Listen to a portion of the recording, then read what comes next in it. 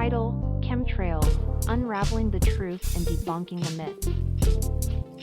Introduction. Chemtrails have been a topic of debate and controversy for years.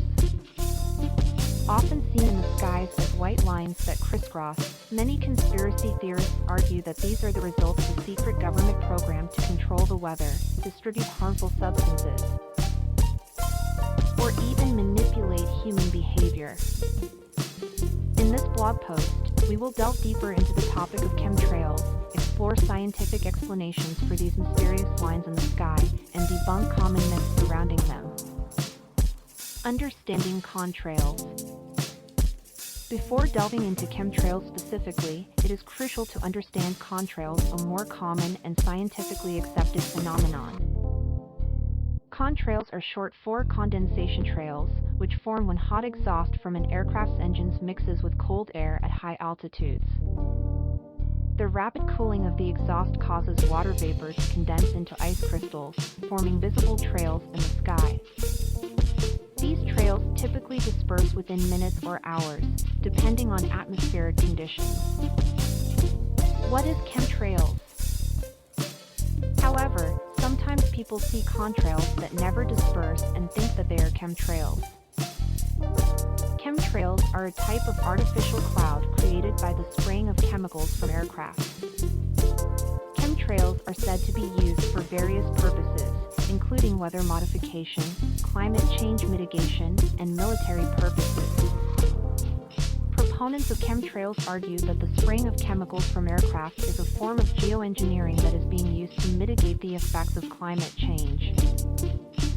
Chemtrails are said to be visible in the form of long-lasting white trails that can be seen in the sky.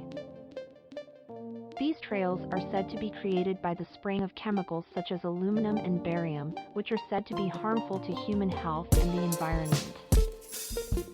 Chemtrails are said to have been in use since the 1990s and are said to be a form of covert geoengineering.